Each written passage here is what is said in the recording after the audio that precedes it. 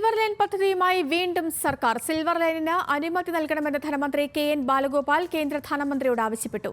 ബജറ്റിന് മുന്നോടിയായുള്ള ചർച്ചയുടെ ഭാഗമായി വിളിച്ച സംസ്ഥാന ധനമന്ത്രിമാരുടെ യോഗത്തിലാണ് കേരളം ആവശ്യമുന്നയിച്ചത്.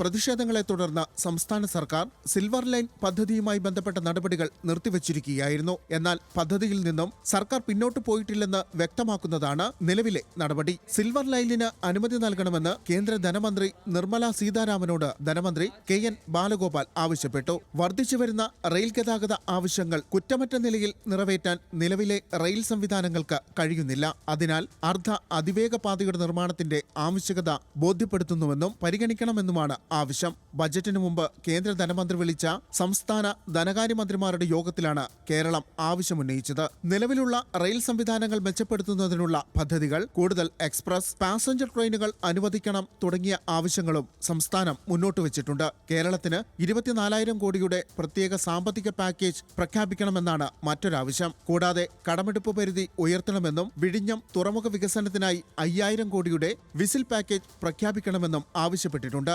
ന്യൂസ് മലയാളം, തിരുവനന്തപുരം.